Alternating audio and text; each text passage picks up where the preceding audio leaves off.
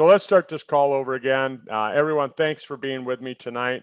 My name is Dr. Kirk Fisnick. I'm up here in beautiful North Dakota. It's up in the northern part of the United States, and we've had just a great summer. We've had enough rain to keep things green, and just a lovely summer. And we're going into fall, and I know you guys are going into your springtime if you're down under, and so here's wishing you a really pleasant weekend. And we're celebrating Labor Day weekend up here, and which is a little holiday, and kind of celebrate the fact that we've worked hard over the summer. We get a weekend off to a little bit of kicking back and relaxing before we move into fall hunting season, right? But some of you don't hunt, I do. But tonight I really want to talk about the brain, and I want to talk about a healthy brain function, and maybe reducing your risks of developing dementia and other kinds of degenerative brain disease, and maybe for some of you that might be suffering from a little bit of early onset of dementia. This might be of importance to you, or maybe you have somebody in your family that you care about, that you're worried about, and this might be of extreme importance to them. So,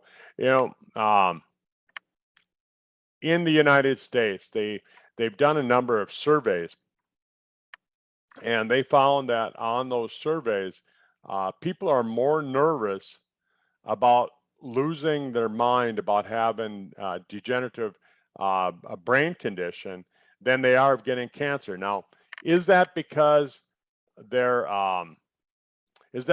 just conditioned to think that they're going to get cancer no matter what they do? That now that you're living longer, cancer is just something that happens, and that's kind of what I've been told, that people they've just assumed that they're going to get cancer and they can't do anything about it, and which we all know that's not true. You can do things to lower your risk of cancer, getting rid of some of those toxic products out of your life. Get them out of your bathroom, the most dangerous room in your house. Get them out of there, and start taking some good nutrition, cleaning up the system. I was just talking to somebody today, and I said that when you look at genetic diseases, how much does genetics play in actually getting sick, in getting a chronic disease? And the answer to that is that before the age of, like, let's say 75, 80, somewhere in there, 70, at least for sure 70, before the age of 70, genetics doesn't play that high of a role.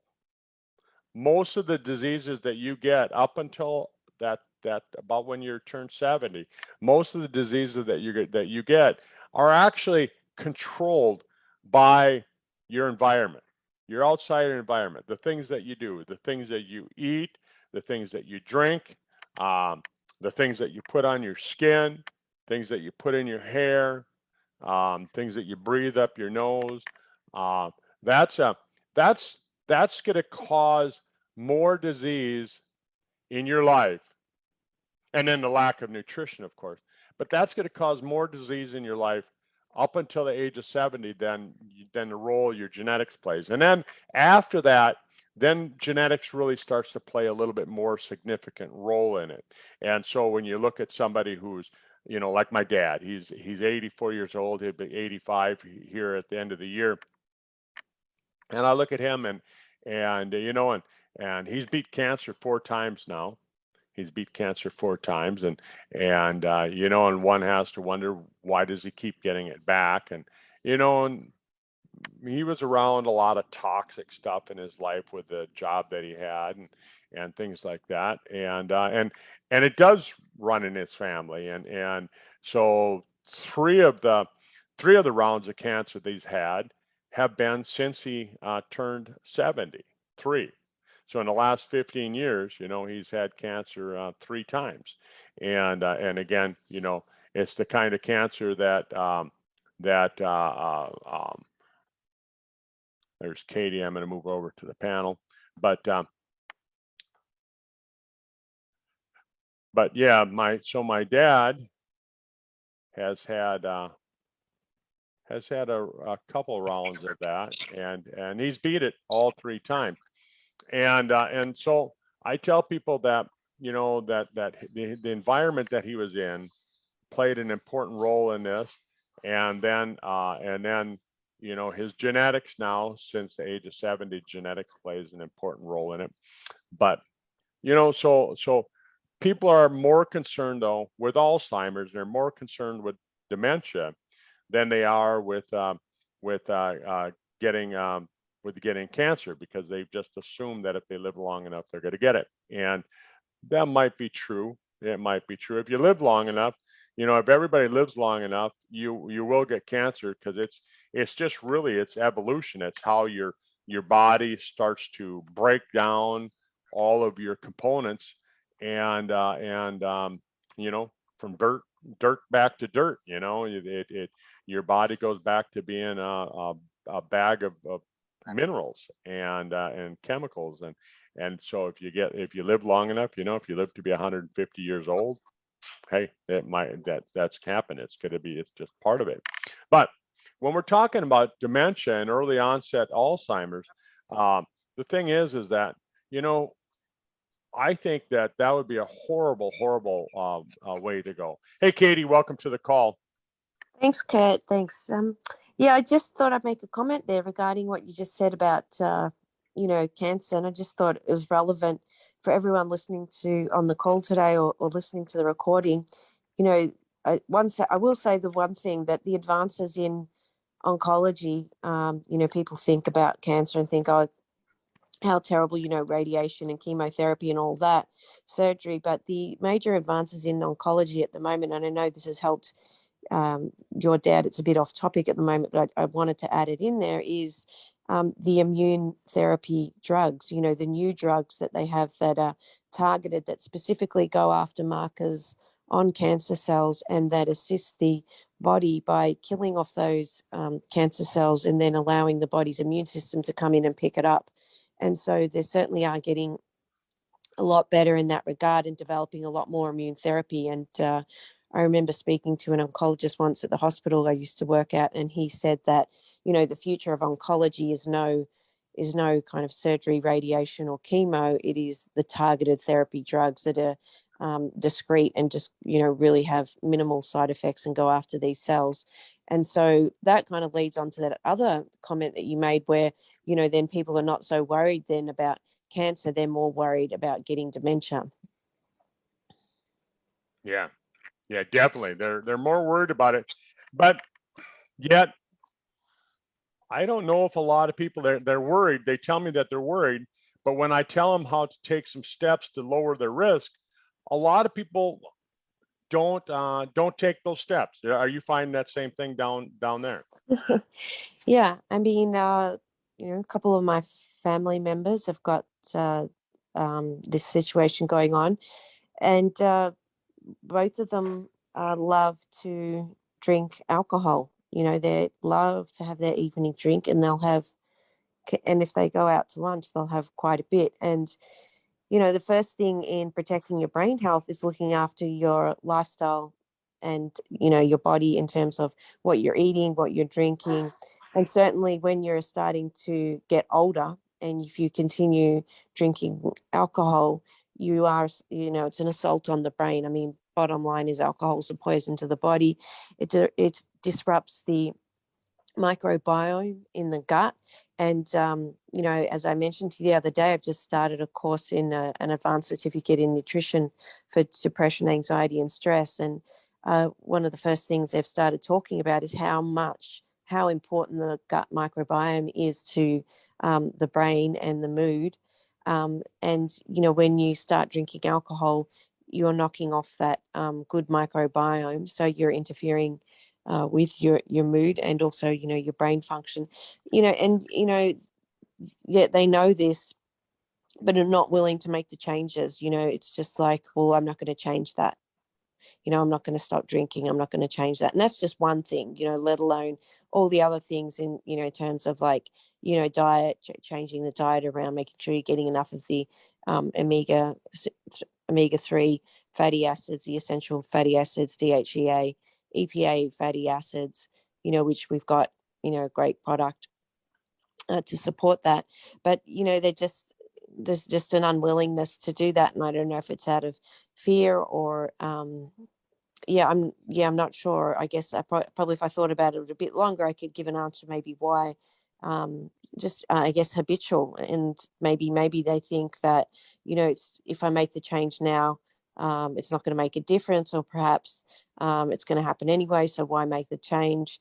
I'm not sure why that is exactly, but certainly diet plays a big role, and it leads me on to the other point that you're quite shocked at the other day when we were discussing that a doctor is actually recommending to a family member now that brought in this particular product and said you should take this, and it's backed by clinical research, they said, scientifically proven to slow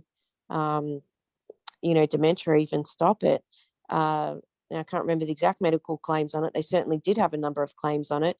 But when I actually turned over and had a look, it was not a pharmaceutical. It was a nutraceutical, obviously endorsed by a pharmaceutical. And it was contained a number of key elements, including the full range of B vitamins. It contained EPA, DHA, the super omega essential fatty acids, and it also had the trace minerals in there, as well as A, D, E, and K. Yeah. So Yeah, I was talking about that earlier.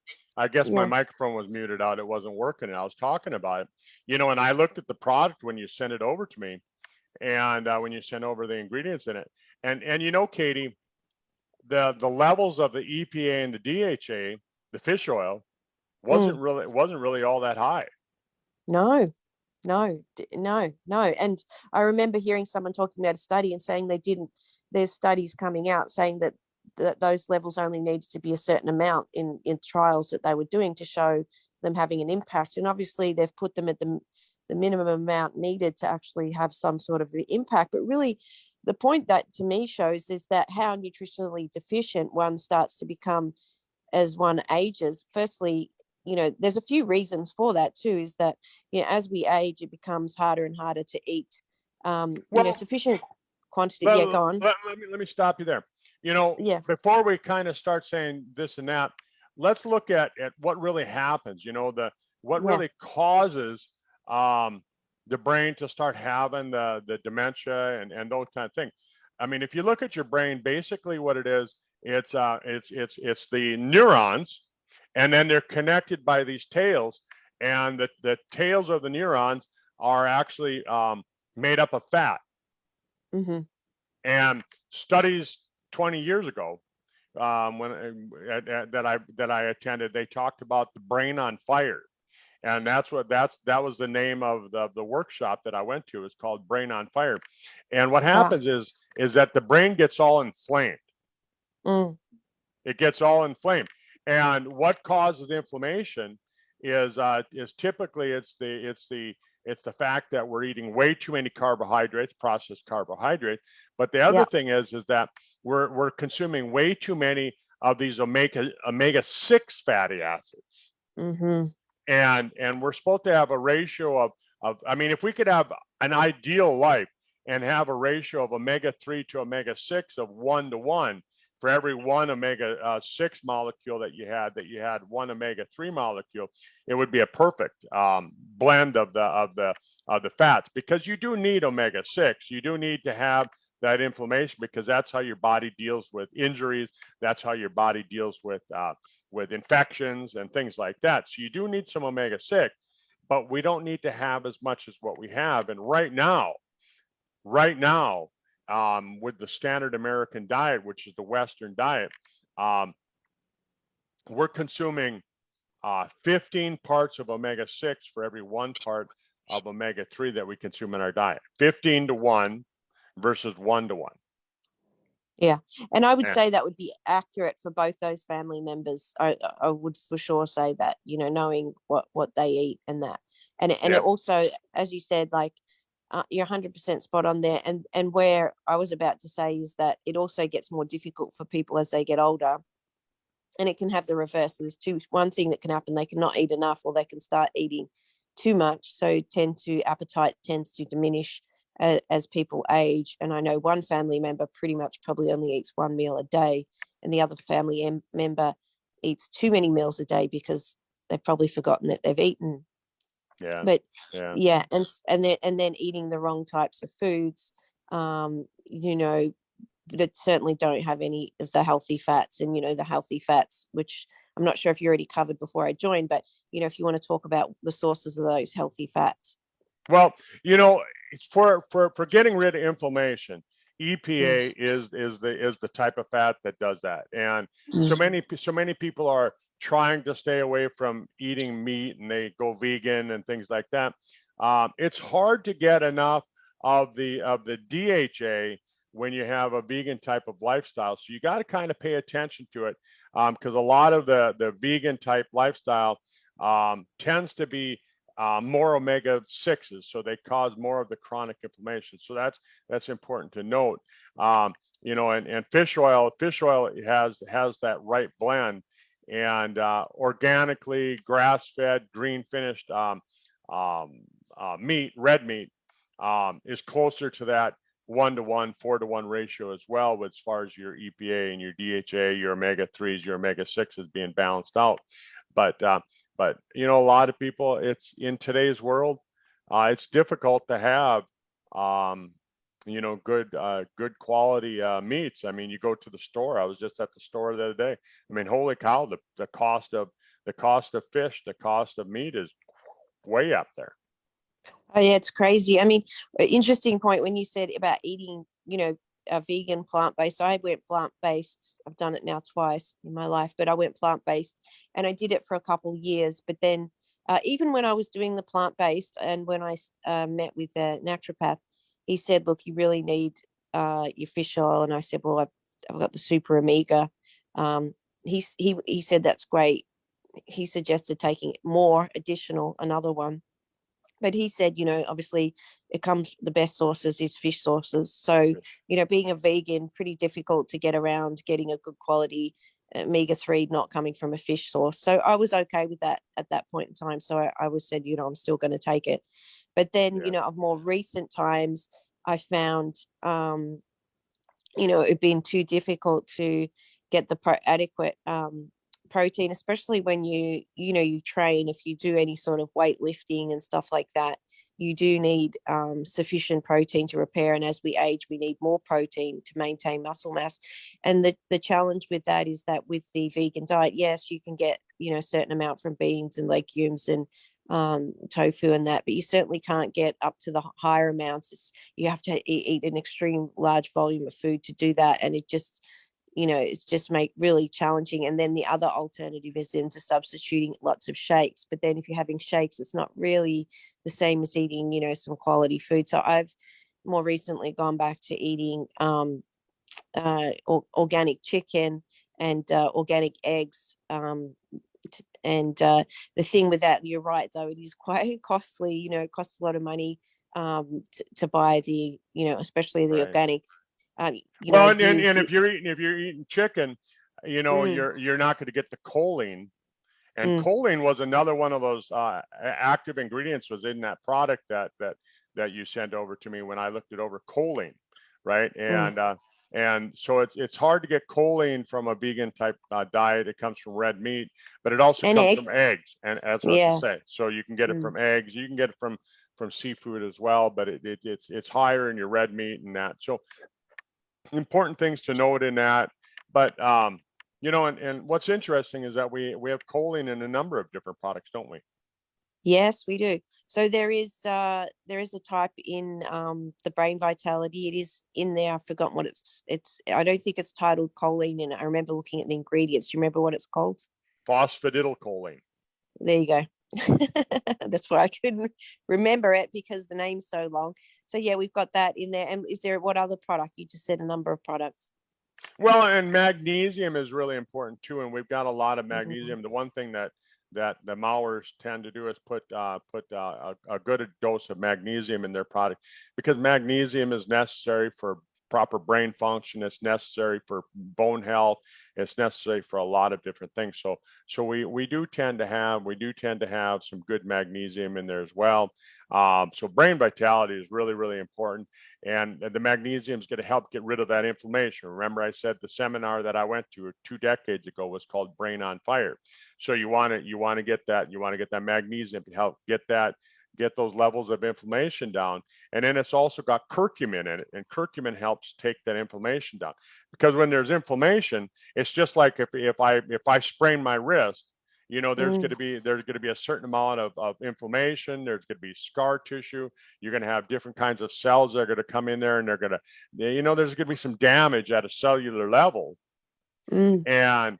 And that's what happens when you get inflammation of the brain. You get that. So if you can keep that inflammation down, balance out those omega-3s and those omega-6s, get the magnesium in there so you get that down. The choline, the fish oils, they all make an important thing. And I was so surprised when I looked at that product that you sent over, because Mm. I mean, it was all natural, and they were making a lot of medical claims on Oh that yeah. particular Wow. product, which we can't do it with our product because our product's never been tested. We're not we're not a testing laboratory that way. No, and isn't it funny? And that, I just, it blew me off the chair when I read that, because it was sent over to me to take a look. What do you think of this? And I said, well, I said we can't make medical claims, but I can tell you I'm taking everything what's in that product I'm already getting. I'm not Yep. taking that product, and we can't make claims, but because now it's endorsed, by the pharmaceutical and now recommended by GP. So that's really interesting point what you make there about, what you can and can't say. But so that's interesting. But that made me have a thought just then when you're talking about inflammation, is like, what about the ingredients also in the Stemolytic product too? Yeah. The Stemolytic's Well, got two. Yeah, and did you mention that? that's what I was going to talk about next, is the age pill and Stemolytics Yeah. and Okay. TSX and things like that. Because again, when we start looking at dementia and Alzheimer's, it does tend to be one of those diseases that comes on later in life. And I was talking about how, early in life it's more your environment, later in life it's more your genetics. And so when we start looking at the environment, you're causing all this inflammation, you're causing damage, you're causing cells to go into senescence, right? Which is Mm. basically they tend to go to sleep, and the neurons they go into the senescence. The immune system goes into senescence. I've been reading a lot about the immune system and senescence of the immune system, and and so Stemolytics is really important, because what it does is it goes in there, it takes out those damaged stem cells. It removes the damaged stem cells out of the brain, and the ingredients do. We can't say the product, but the ingredients are proven that they'll remove these damaged stem cells out of the brain. And then now what happens is, how this works is that you remove a damaged stem cell, and your body replaces it with a normal healthy stem cell. And then when your normal healthy stem cell gets into that position, think about like musical chairs. Hopefully you know what that is. You played that down in Australia. But so the healthy stem cell moves into the position where the old damaged stem cell was, and then now what it can do is it can go back in, and it can do repair of those damaged brain cells. Actually, Yeah. it can actually pull one out and replace it with a healthy brain cell. Yeah, fantastic. Well, the other thing too that product has is the activated B12 and B6. And, it made me think, so here's an interesting piece of information for everyone on the call too. There's a proper, well-known lab in Melbourne called Melbourne Pathology. And, obviously there's different labs around Australia and obviously in the US. Now, if you go, these laboratories put out fact sheets. And so they have a recommended barrage of tests depending on what sort of thing, what issue you've got. And the lab actually has, printed material saying, if you've got this issue, go and get these things tested.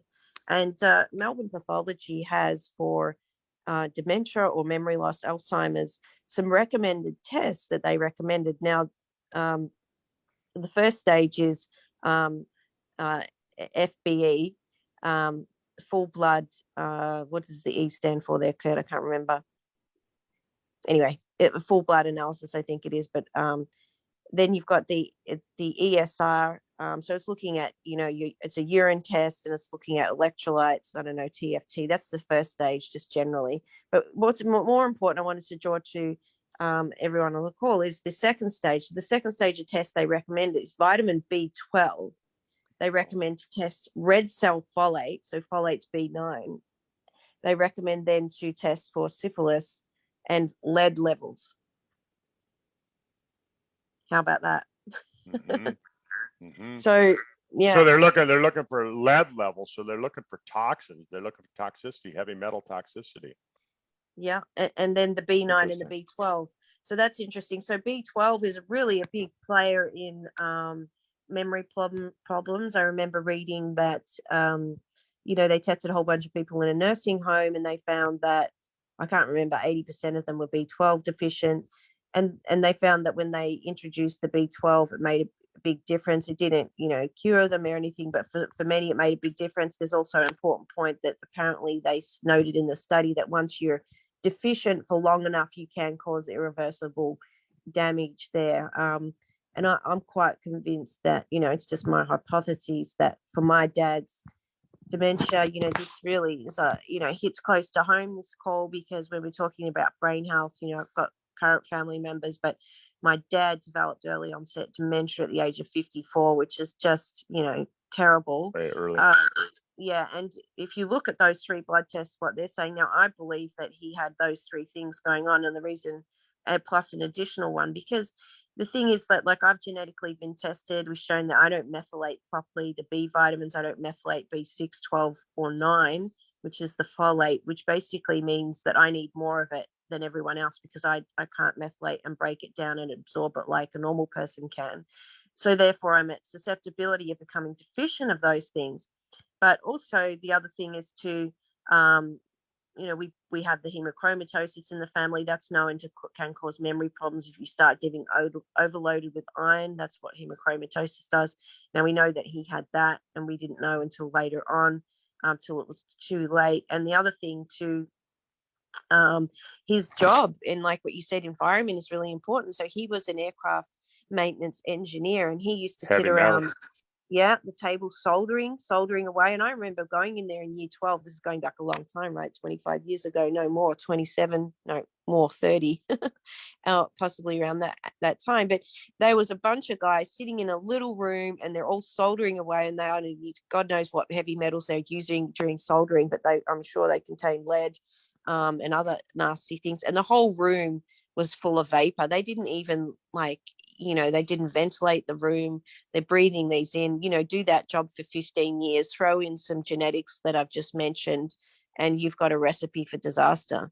I mean, that's my hypothesis there, but I think there's some pretty solid, evidence to say it would have made a contribution. So, really interesting topic. But and you take a look at lead and mercury. I mean, how toxic is that? A study about 2 decades ago, they did a study, and what they did is they gave mice or rats, they gave them the just below the toxic level of mercury, and a majority of the rats survived. And then they did the same thing with lead. They gave the rats a just below the toxic level of lead, and they gave the rats that level of lead. And again, none or very few of the rats died from that.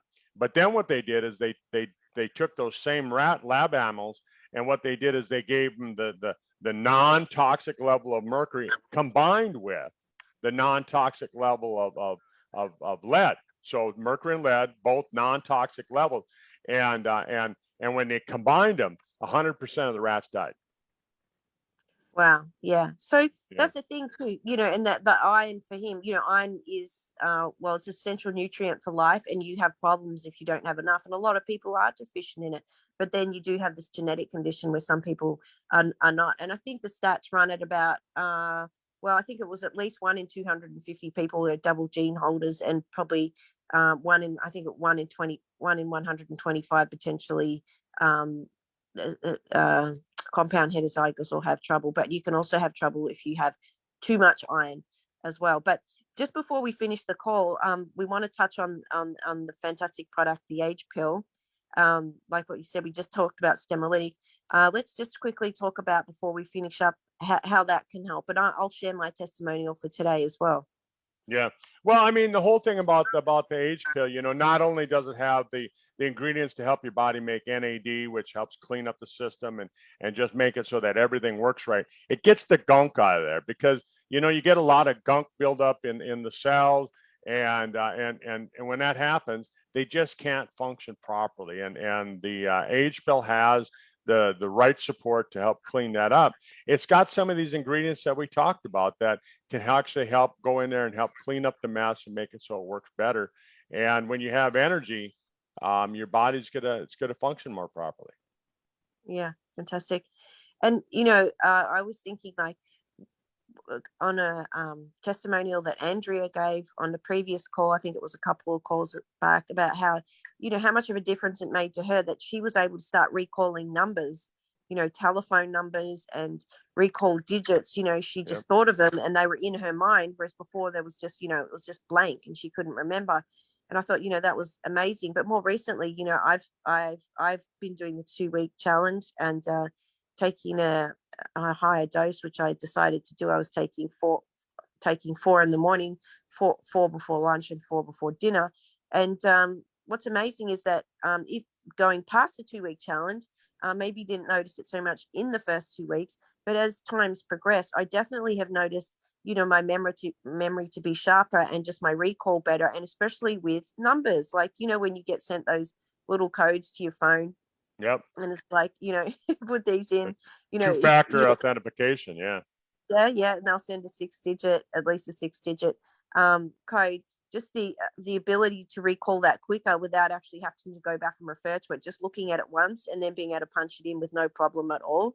um I've noticed that, you know, okay, you could say that's just a coincidence, but I actually felt that that has improved. And also just listening and retaining information. You know, now I'm listening to some lectures and hearing people talk about, you know, all this nutrition information, and I am finding I'm able to remember and retain that information better. Now, you know, we can't really make claims. We can't make claims on our product, but could be a coincidence. But I don't think so. I think that it has been supporting my brain, and making a difference for me. So I definitely think, you know, it's just such great go-to product. You know, I absolutely love it and highly, Wow. highly recommend it. Well, you know, and Katie, you know my testimony. When I first started taking the age pill, one of the first things that I noticed was that I didn't need reading glasses anymore. I haven't worn reading glasses in over 5 years, and you know, so it helped out with that. But the other thing is that I used to have my pocket full of post-it notes at the end of the day, because I'd jot things down. I'd go, oh, I got to remember that, and I'd write it down. And I'd write it down on a piece of paper. I'd throw it in my pocket. End of the day, I'd come in the house. I'd have a pocket full of little notes that I wrote myself. I don't have anything in my pocket. I mean, I can reach my pocket right now, and it's empty. Well, you know, and that's a great end to this call, and that's why we're here. That's why we're sharing this information, because we're really very passionate about it, and we love to share this information that might make a difference in someone's life and really help them. And yeah, and just a quick side note: the FBE stands for full blood examination. So yeah, Okay. just So that. let's recap this really quickly before we close the call. Brain vitality, really important, because it's got just those powerful nutritional products to help with the brain. The super omega, it's got the fish oils, which help get rid of the inflammation. Plus, it's got the CoQ10, which is really important for heart health and for brain health as well. The age pill, because it's got that ability to help support the body, helping make NAD. Stemolytics, because it cleans up those old dead dying cells, and it helps get the body so that the new healthy young stem cells can come in and replace and repair the damage that's happened over the last 20, 30, 40, 50 years of your life. And you do a good combination of this. Plus, I don't want to forget this one, Spectramax. You know, like Katie said, Mm, that product that she sent me the ingredients for. It had a lot of vitamins and minerals, and I really think Spectrum X, I mean, hands down, there isn't a better mineral product on the planet, you know. So Yeah. I think you got to have that in the mix as well. So Yeah, absolutely. Fantastic. all right. Thanks Great. everybody for being with us. Katie, thanks for being with us tonight. And for those of you that are watching the video, get back to the person that shared it with you and just let them know that you're interested in finding out more. Maybe you want to try some of these products and give them a good go. Don't just take it for a day or two and say, oh, I didn't notice anything. You know, nutritional products tend to take a little bit longer than drugs. They don't trick your body into doing anything, you know, so take them for, you know, commit to taking them for 90 days. You know, my dad, when he started taking the Brain Vitality, he came back to me after the first 30 days and he said, I'm never going to be without that. Yeah. And I think that other product, they said that you have to give it 6 months, Kurt. 6 months. There you go. Mm. All right. Yep. All Okay. right. Thanks, Have a great everyone. time. Have a good Thanks, weekend and enjoy. Bye-bye.